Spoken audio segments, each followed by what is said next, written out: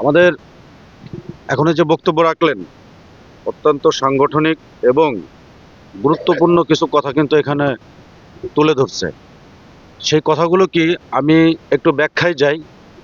1971 সালে স্বাধীনতা যুদ্ধ হয়েছিল, আমরা যেটা জানি, আমরা শুনেছি যে 1971 সালে স্বাধীনতা যুদ্ধ হয়েছিল। সেই যুদ্ধের মাধ্যমে আমরা এই দেশটাকে স্বাধীন করেছিলাম, একটা স্বাধীন সার্বভৌমত্ব দেশ হিসাবে সারা পৃথিবী স্বীকৃতি দিয়েছিল। কিন্তু সেই স্বীকৃতির দিনে এই বাংলাদেশ জামাত ইসলাম সৌদি আরবকে 7 বার রিকোয়েস্ট করেছিল বাংলাদেশকে স্বীকৃতি না দেওয়ার জন্য। আমরা সেদিন স্বাধীনতা পেলেও পরবর্তীতে কিন্তু আমরা ভারতের কাছে আমরা হয়ে যাই, গোলামী চুক্তিতে আবদ্ধ হয়ে যায় শেখ মুজিবের চুক্তির আবদ্ধের মধ্য দিয়ে। অর্থাৎ প্রকৃত স্বাধীনতা আমাদের কিন্তু 1971 সালে হয় নাই। অর্থাৎ আমরা পাকিস্তানের হাত থেকে মুক্ত হয়ে ভারতের হাতে আমরা বন্দী হয়ে গেছিলাম, ঠিক তাই না? দীর্ঘ 25টা বছর আমাদেরকে ভারতের গোলামী চুক্তিতে আবদ্ধ থাকতে হয়েছে।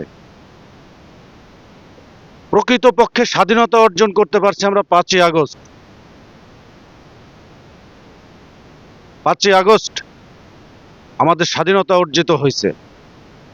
এই স্বাধীনতার অর্জনের মধ্য দিয়ে আজকে আপনারা এই মুক্ত আকাশে মুক্ত মনে আপনারা ঘুরে বেড়াতে পারতেছেন, কথা বলার স্বাধীনতা পাচ্ছেন।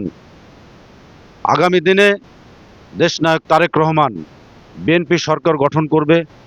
দেশনায়ক তারেক রহমান যখন এদেশের রাষ্ট্রীয় ক্ষমতায় প্রধানমন্ত্রী হবে, তখন আপনারা বুঝতে পারবেন যে আসলে প্রকৃত স্বাধীনতাটা কি। স্বাধীনতা বলতে কি আপনার মুক্ত ইচ্ছাটা, আপনার মুক্ত কথাটাকে মানুষের মাঝে ছড়িয়ে দেওয়া, প্রকাশ করা, নিজের আত্মাকে আত্মপ্রকাশ করা, এটা হচ্ছে লোকের স্বাধীনতা। নিজের অধিকারকে প্রতিষ্ঠিত করা, এটাই হচ্ছে লোক স্বাধীনতা। যেই স্বাধীনতাটা আমরা কোনোদিনও আমরা পাই নাই। ও কিন্তু সেই কথাগুলোই বলে গেছে। এটা অত্যন্ত গুরুত্বপূর্ণ কথা বলছে। হ্যাঁ, তো আমরা আমাদের সংগ্রাম, আমাদের যুদ্ধটাকে অব্যাহত রাখার জন্য অবশ্যই আমাদেরকে ধানের শীষের প্রতীকে ভোট দিয়ে এদেশের রাষ্ট্রীয় ক্ষমতায় বিএনপিকে আনতে হবে এবং তারেক রহমানকে প্রধানমন্ত্রী, এদেশের রাষ্ট্রনায়ক বানাতে হবে।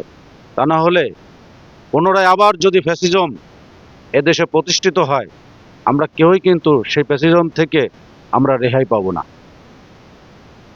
এজন্য এখানে যে মুক্ত আলোচনা করার জন্য আমি আহ্বান করছিলাম, সেই মুক্ত আলোচনাটা আপনাদের পক্ষ থেকে কোথায় কোন সমস্যাগুলো আছে, সেই সমস্যাগুলো আপনারা একটু খোলা মনে, একদম খোলামেলা মনে এটা প্রকাশ করেন, যাতে আমরা এটা বুঝতে পারি।